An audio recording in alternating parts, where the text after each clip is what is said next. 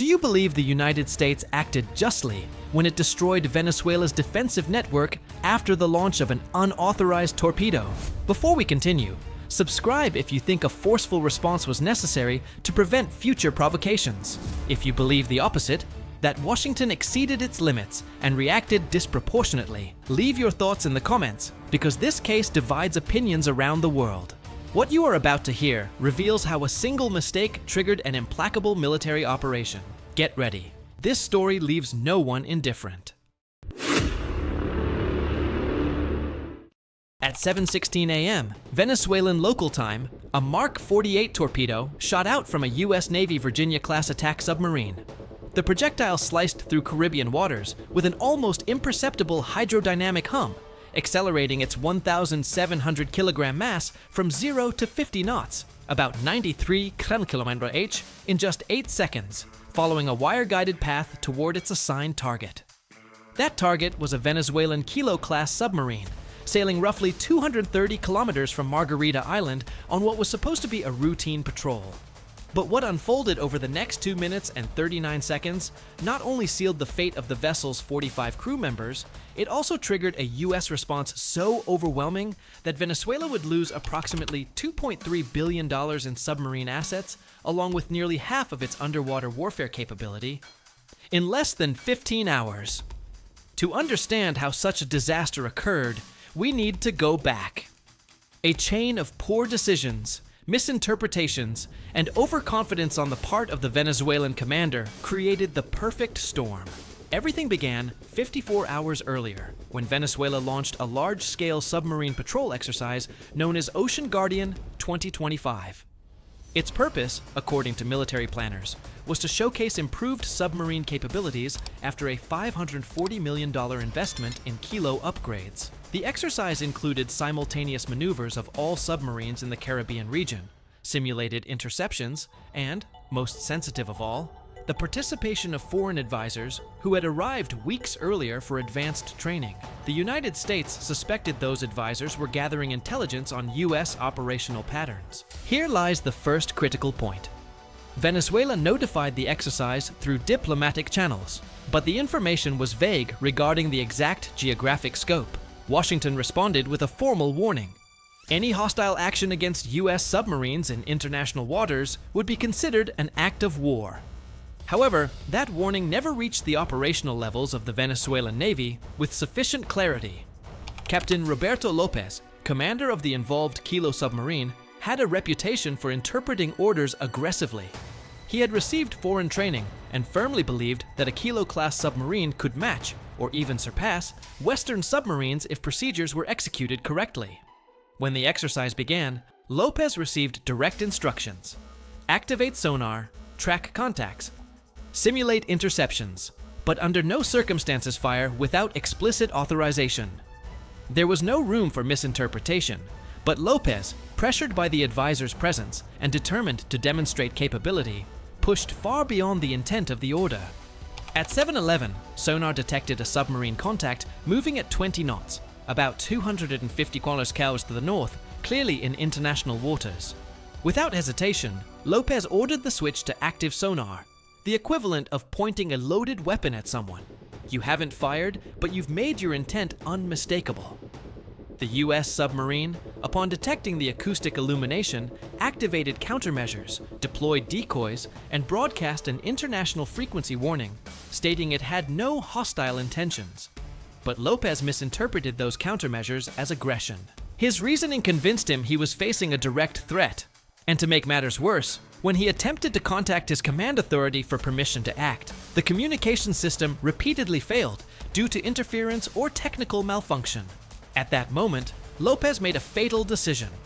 He assumed that the order to simulate interceptions implicitly authorized a real torpedo launch if he deemed it necessary. He ordered the launch tube prepared. His operator hesitated for a moment, but ultimately complied. The Mark 48 would later prove devastating, not because of its power, but because it had been launched against a submarine in international waters. U.S. Commander Ana Garcia, upon detecting the real threat, executed extreme evasive maneuvers. She accelerated, ascended, descended, and deployed decoys while the torpedo chased her vessel at nearly a 100 km range. In a desperate last resort maneuver, she performed an aggressive turn that forced the torpedo to recalculate beyond its physical limits. The projectile passed within meters, detonated by proximity, and fragments struck the hull, causing only minor damage. Garcia survived, and the fact that her crew remained unharmed allowed the US president to approve the next phase without hesitation, confident the response would be justified publicly and diplomatically. When the news reached the Pentagon, the reaction was immediate. The Chief of Naval Operations requested direct communication with the president, who authorized a proportional but severe military response, not limited to the attacking submarine, but extended to any Venezuelan system capable of posing similar threats. Within 30 minutes, a wide array of US assets was already mobilizing. F-22 Raptors secured the airspace. FA-18 Super Hornets moved in for strike and CD missions. EA-18G Growlers began flooding Venezuelan radars with jamming signals. At sea, destroyers and attack submarines prepared cruise missile salvos. The objective was clear: block, blind, and neutralize Venezuelan defensive capabilities. In Caracas, confusion dominated. Reports were inconsistent and fragmented. When the regional commander confirmed that Captain Lopez had indeed launched a torpedo without authorization, he demanded multiple verifications, checking communication logs and sonar reports. Everything matched. The attack had occurred. Recognizing the severity, the Venezuelan government convened an urgent crisis meeting with top military and political authorities. Options were evaluated: issuing an immediate apology, framing the event as the unauthorized act of a single commander, offering full cooperation with an international investigation, and even compensating the United States. They also decided to arrest Lopez, attempting to mitigate the political impact. However, diplomacy was far slower than the speed of US military mobilization. By the time official messages were ready, the American response was already irreversible. At 20 hours, the United States officially initiated its retaliation plan. A coordinated military action designated Justice Hammer. From multiple platforms positioned across the region, surface destroyers operating in international waters, attack submarines submerged at strike depth, and strategic bombers flying thousands of meters above the Caribbean, 112 cruise missiles were launched in a synchronized wave. Each missile was programmed with pre-selected targets across Venezuela's northern military infrastructure. Many of them flew at extremely low altitudes, following terrain contours and using advanced guidance systems to avoid radar detection. This allowed the missiles to approach from various directions almost simultaneously, overwhelming what remained of Venezuela's defensive network. The missile offensive was accompanied by a sustained electronic warfare campaign.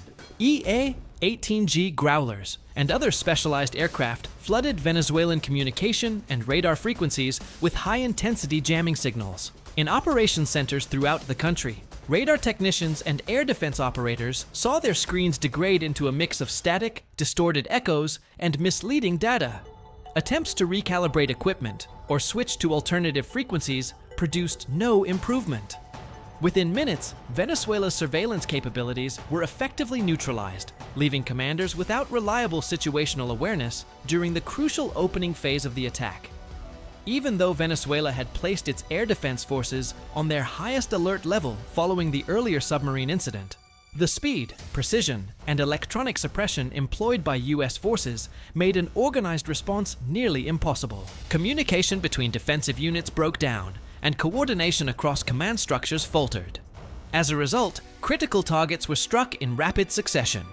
S-300 missile batteries were destroyed before their radars could lock onto incoming threats. Long-range surveillance systems were disabled.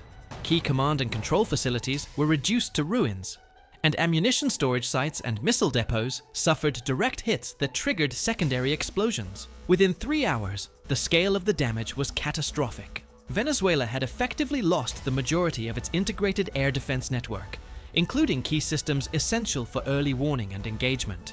Its capacity to support submarine operations was also severely diminished, as infrastructure tied to naval command and logistics had been targeted and incapacitated.